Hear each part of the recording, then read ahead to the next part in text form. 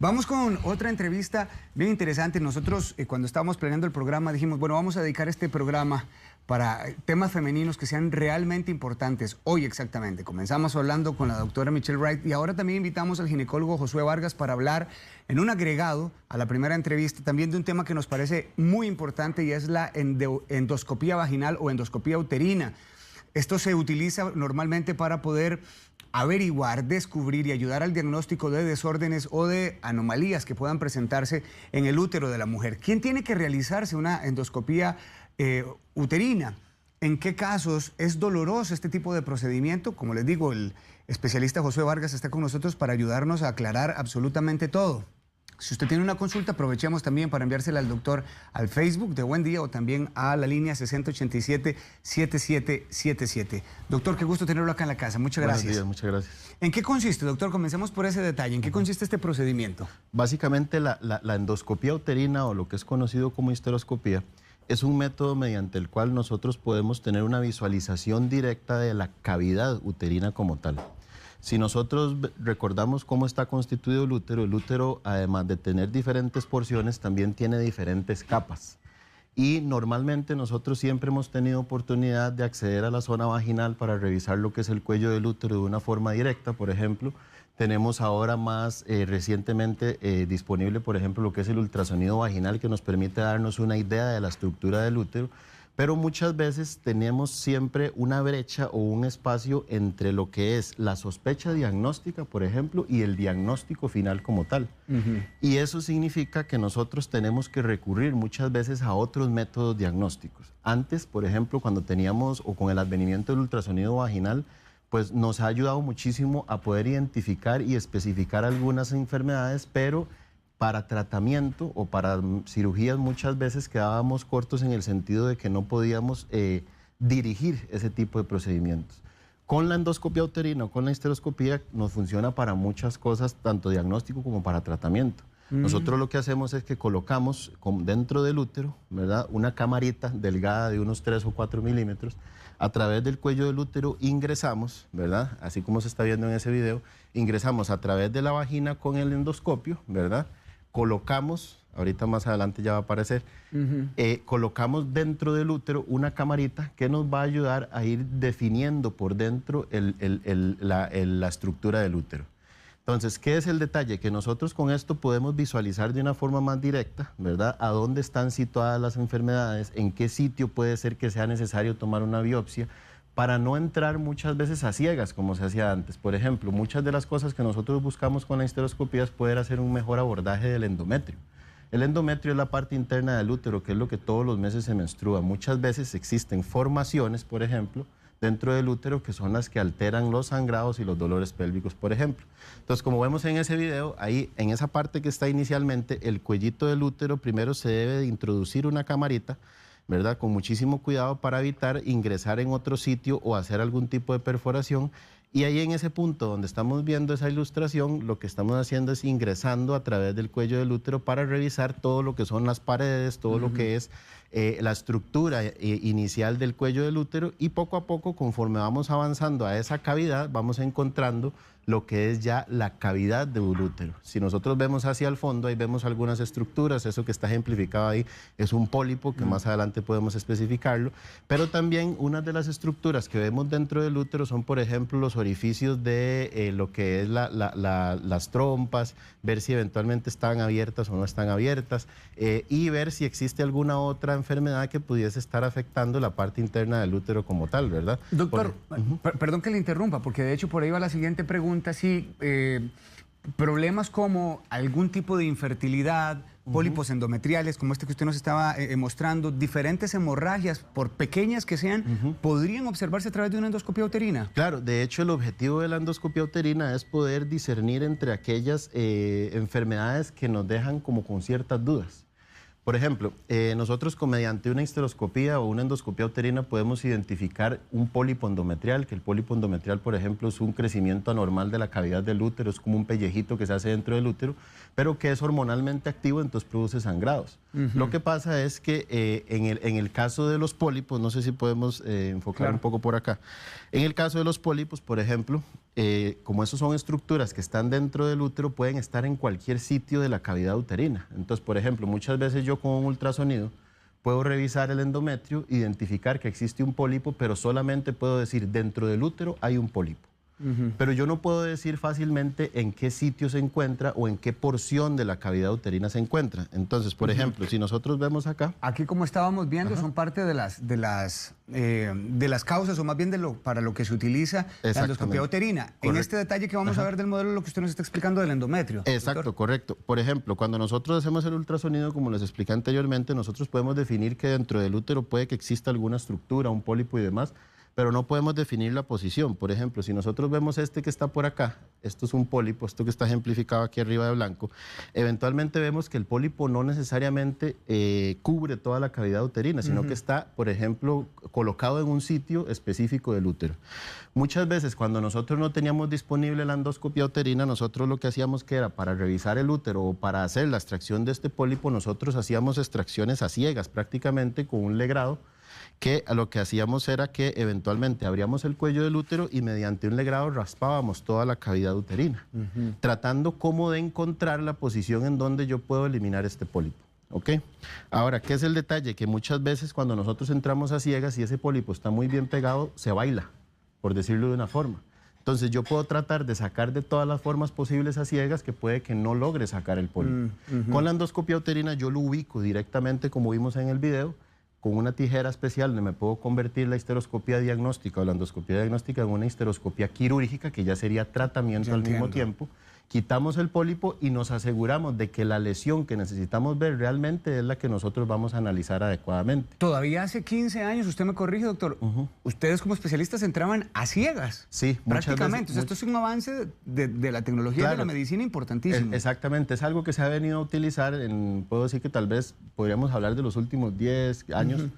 Se ha venido comenzando a utilizar más, ¿verdad? Porque eso nos permite a nosotros ser un poco más específicos en las cosas que nosotros realizamos. Como le decía anteriormente, nosotros con el legrado muchas veces lo que hacemos es que ingresamos y hacemos un raspado, ¿verdad? Por decirlo de una forma ciegas, pero lo que se busca es, mediante el contorno del útero, irse guiando para raspar todas las paredes del útero completas. Pero, por ejemplo, si yo voy a quitar un pólipo, yo no necesito raspar todo el resto del útero. Por ejemplo, los pólipos, que también la endoscopia uterina se puede utilizar para valorar algunas enfermedades o causantes de infertilidad, por ejemplo, que hablamos anteriormente. Los pólipos es una de las cosas más comunes, por ejemplo, porque hay embarazos que se pueden implantar en el pólipo y eventualmente la cantidad de vasos sanguíneos que tiene ese pólipo no es suficiente para sostener un embarazo y la paciente puede terminar en un aborto. Entonces, ¿por qué es importante que nosotros utilicemos estos métodos que son menos invasivos? Por ejemplo, si yo utilizo un legrado, yo lo que hago es que raspo la cavidad uterina mediante el contorno que ya conocemos de previo y sacamos todo el material, pero esto puede generar cicatrices, por ejemplo. Una paciente joven de unos 30 años, pongamos un ejemplo, que está buscando un embarazo, yo le puedo ofrecer, en lugar de hacer un legrado para quitar ese pólipo, evitar raspar toda la pared uterina y mediante la camarita quitar solamente el pólipo y dejamos el resto del útero íntegro. Eso nos ayuda a que no se genere ninguna cicatriz anormal con el tiempo que nos pueda dificultar también el embarazo. Doctor, esto, cuando usted nos está hablando de la endoscopía desde la parte diagnóstica y también ahora aprendemos que funciona como tratamiento, en ambas alternativas, ¿es dolorosa en este caso? Eso es una pregunta muy importante porque de hecho en la histeroscopía existen dos tipos de histeroscopía básicos. Uno que es la histeroscopía de consultorio, que es un método que utilizamos la camarita y la introducimos a nivel vaginal y por dentro del útero, que como regla general ese método es bastante llevadero y es poco doloroso, se puede hacer inclusive con la paciente sin una anestesia como tal.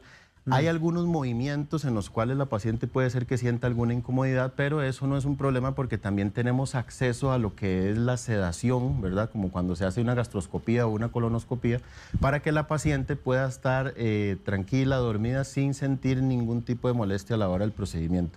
El procedimiento de consultorio puede durar aproximadamente unos 10 o 15 minutos, ¿verdad? Dependiendo del tipo de enfermedad que tenga, hay algunas que sí se pueden prolongar un poco más, inclusive hasta una hora, dependiendo del tamaño del pólipo, dependiendo del tamaño de la estructura que exista. Por ejemplo, algunos miomas también se pueden eliminar a través de la endoscopía. Pero hay algunos casos en los cuales también requerimos lo que es la histeroscopía quirúrgica directa, que eso sí requerimos de una anestesia completa, porque tal vez es un procedimiento que se va a tardar mucho tiempo, más de 1 hora. Es un procedimiento en el cual ya tenemos que utilizar, por ejemplo, bisturís eléctricos dentro del útero para poder eliminar, por ejemplo, una porción de mioma que esté dando trastornos de sangrado. Pero eso me permite a mí poder realizar más dirigido cada uno de los procedimientos. Ya esto es un procedimiento quirúrgico que usted nos está explicando. Sí, correcto. Este es un tipo de histeroscopía diagnóstica más que todo, ¿verdad? Como la que vimos anteriormente, pero si vemos ahí, hay un pequeño pólipo en la parte de atrás. Eso es un pólipo bastante pequeño, pero el detalle está en que yo no puedo visualizar eso tan fácilmente mediante un ultrasonido porque son pequeños. Entonces, en este caso nosotros también podemos ejemplificar algo que se nos presenta muchas veces en la práctica clínica, y es que la paciente le dice: doctor, es que a mí me duele, me da sangrados intermenstruales, tengo el ultrasonido normal, tengo mi Papá Nicolau normal, todo se ve bien. Pues entonces nosotros tenemos que pensar en que es mejor visualizar la cavidad del útero por dentro y buscar estas pequeñas alteraciones que pueden terminar más adelante en algo mayor. Entonces también podemos evitarle a la paciente un problema de pólipos más grandes o un problema de pólipos más, de sangrados más fuertes. Me llamaba ahora también la atención, doctor, que toda implantación, por ejemplo, de un dispositivo intrauterino se hace mediante endoscopía uterina. No, más bien la endoscopía uterina, para lo que nos funciona en el caso de los dispositivos intrauterinos, también es para cuando los dispositivos se encarnan, como le dice la gente normalmente. Los dispositivos intrauterinos siempre tienen una guía. Ellos tienen forma de T, la gran mayoría. Hace muchísimos años se utilizaban diferentes tipos de dispositivos. Habían unos que tenían hasta una forma de colita de chancho, que se llamaban asas de Lipes. Pero lo que son recientes, casi todos se usan tienen forma de T y tienen unas guías. Muchas veces esas guías se pierden o inclusive se salen. Entonces el late de cobre o el dispositivo queda dentro del útero, pero yo no puedo acceder fácilmente al cuello del útero con una paciente, por ejemplo, en estado consciente. Tengo que realizar mediante una histeroscopía, realizar con la camarita dentro del útero, identificar dónde está el dispositivo y sacarlo dirigido. De hecho, este procedimiento que acabamos de ver, que nos ponían los compañeros, que es como un raspado, por lo que yo estaba viendo, en este caso sí se requiere de la anestesia que usted nos estaba explicando. Sí, correcto. De hecho, por ejemplo, la de consultorio, las pacientes eventualmente, dependiendo de cómo sean ellas desde el punto de vista de dolor, nosotros les ofrecemos sedación. Pero esto que estamos viendo ahí es lo que ya se conoce como una resectoscopía, que es un tipo de endoscopía uterina que es quirúrgica. ¿Qué significa esto? Que nosotros con esa asa que tiene un efecto de bisturí eléctrico vamos raspando poco a poco lo que es el tejido que está dañado dentro del útero, y eso lo aprovechamos para enviarlo también a biopsia en casos en los que no tenemos claro, por ejemplo, los diagnósticos. Eso mismo también puede hacerse un procedimiento que se llama ablación endometrial, por ejemplo, a pacientes que son... que por ejemplo, pacientes que tienen trastornos de sangrados uterinos anormales y que no son candidatas a cirugía abierta, por ejemplo, por riesgos quirúrgicos, pacientes muy obesas o pacientes diabéticas muy mal compensadas que tienen riesgos de infección de las heridas y demás.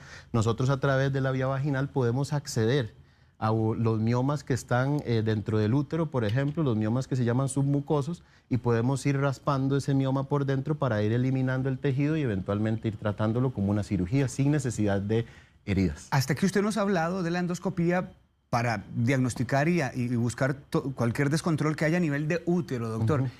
¿Pero sería funcional cuando estamos hablando de ovarios?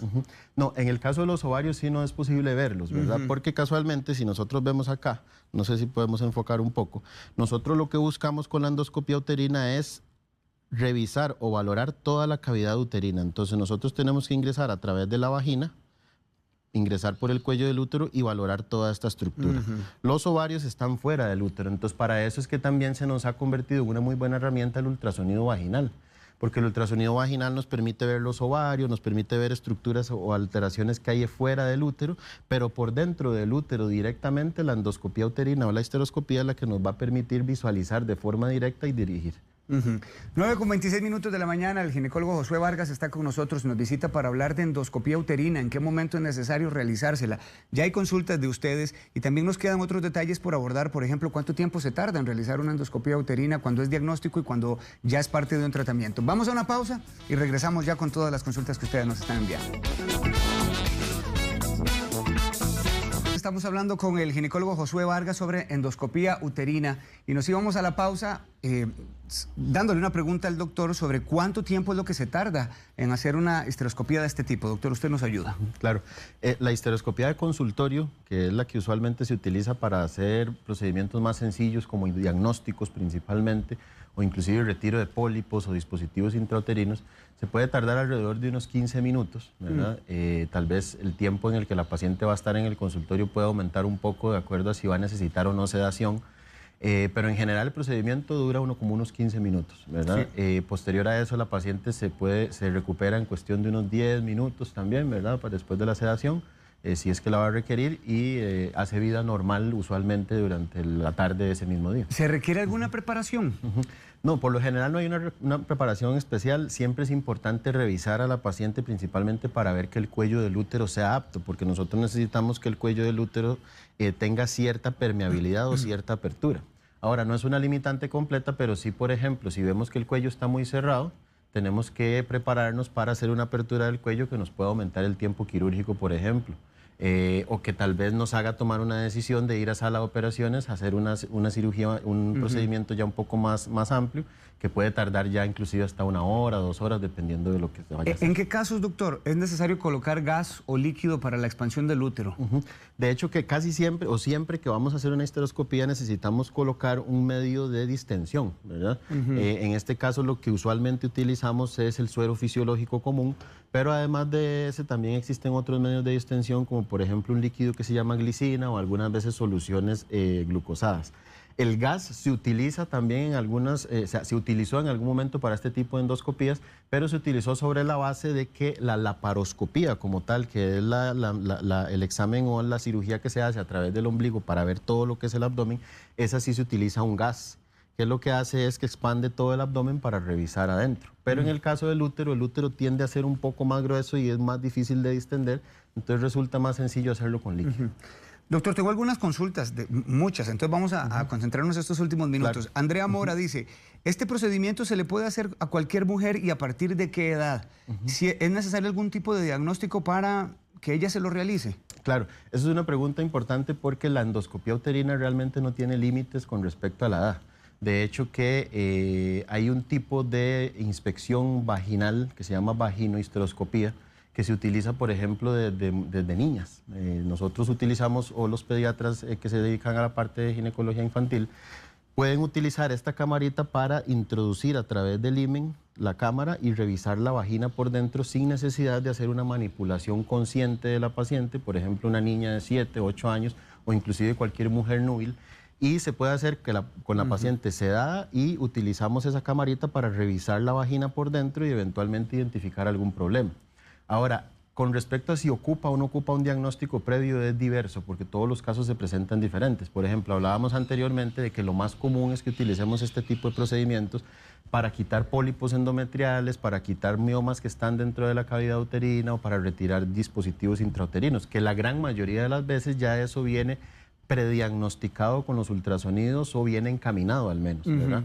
Con respecto al pólipo, pues la endoscopía va a terminar de dirigir el lugar a donde se va a retirar y demás, pero en esos casos, pues uno podría necesitar que la paciente llegue con el diagnóstico. Ahora, muchas veces, como hablábamos anteriormente, cuando tenemos pacientes a los cuales no les hemos logrado encontrar diagnóstico por métodos convencionales, especuloscopía, ultrasonido y demás, la endoscopía llega a ser de utilidad para definir, por ejemplo, algunos detalles pequeños que no se logran ver fácilmente con los otros métodos. Muy bien. Marcia Espinosa pregunta si este examen se puede realizar con la menstruación. Sí, eso es una importantísima pregunta porque lo ideal es que no se haga en esos momentos, ¿verdad? Pero principalmente cuando estamos hablando de menstruación como tal. Porque cuando nosotros vemos a las pacientes, cuando colocamos la camarita dentro del útero, el endometrio, que es básicamente lo que nosotros necesitamos ver, se está desprendiendo en el mismo momento de la menstruación. Entonces eso nos puede dificultar la visualización, primero, porque el material principal que queremos ver ya no va a estar desvitalizado por la menstruación, y segundo, la misma sangre nos puede afectar la visualización del campo quirúrgico. Algunas veces se puede hacer con sangrado porque nosotros hacemos lavados, pero siempre y cuando no sea un sangrado menstrual por esa razón. Luisa Morras dice si es posible que este procedimiento la ayude a ella a saber por qué razón no puede quedar embarazada. Depende de la connotación del caso. Hay que recordar primero que la parte de infertilidad requiere de la pareja también. Entonces es importante ver con ella si ya eventualmente todos los estudios diagnósticos que se requieren para definir infertilidad se los ha hecho, porque hay diferentes factores, por ejemplo. Hay que valorar al varón, hay que revisar las trompas del útero, hay que revisar todo lo que es la parte ovulatoria, enfermedades probables hormonales. Y la histeroscopía nos podría funcionar principalmente en el caso de infertilidad, por ejemplo, cuando no tenemos diagnósticos claros después de haber hecho todos esos exámenes. Entonces sería importante ver si ella ya tiene todos los exámenes previos, porque la endoscopía uterina prácticamente es el final de todo lo que uno podría hacer como diagnóstico. En el caso de ella sería que no encontráramos una causa específica y que estemos sospechando algún trastorno dentro de la cavidad del útero, por ejemplo, alguna malformación uterina, un mioma o pólipos, entonces para eso sí nos podría funcionar. ¿Existe alguna contraindicación para el procedimiento, doctor? En general no, ¿verdad? El procedimiento es un procedimiento que es bastante llevadero, ¿verdad? Lo que va a definir no tanto las contraindicaciones, sino de qué forma se va a hacer son las enfermedades que tenga la paciente. Por ejemplo, si es una paciente obesa, si es diabética, si tiene riesgo de infecciones y demás, o si tiene riesgos anestésicos, pues entonces nosotros buscamos diversificar la forma en la cual se hace el procedimiento para cada una de las pacientes. Entonces, no hay una contraindicación específica, por ejemplo, como llegar y decir, por ejemplo, que si la paciente es diabética o es hipertensa no se puede realizar el procedimiento, simplemente se puede modificar acorde a cada uno de los casos. Porque inclusive la contraindicación más básica podríamos decir que es un embarazo, ¿verdad? Obviamente porque no podemos ingresar a nivel de la cavidad uterina, ¿verdad? Podemos dañar el embrión. Pero inclusive la histeroscopía se utiliza para investigar, por ejemplo, daños genéticos en embriones ya abortados. Entonces nosotros podemos introducir, por ejemplo, una paciente que ha tenido un aborto espontáneo y que quiere conocer acerca de si el embrión tenía alguna posibilidad de daño genético o no, o por ejemplo queremos tomar una muestra específica de algún sitio del embrión para enviar a hacer una prueba de ADN y ver cómo estaba la parte cromosómica, lo podemos hacer ya en ese momento en el que el embrión está abortado, por ejemplo, ingresamos, revisamos el embrioncito y vemos si eventualmente se puede tomar alguna muestra o vemos microscópicamente si tiene alguna malformación visible, antes de que éste se expulse, porque obviamente cuando tenemos estos casos, los embriones pueden llegar a medir 5 milímetros y visiblemente a simple vista no va a haber mucho. Claro. Pero con una endoscopía se puede realizar. Muy interesante. Doctor, muchísimas gracias por su tiempo. Con muchísimo gusto. 9:39 de la mañana, el doctor Josué Vargas. Lo puede llamar usted al teléfono 6082-1000 y también 6060-1508, 6060-1508. Ahí los tiene en pantalla. Gracias, doctor, como siempre, es un gusto. Con mucho gusto.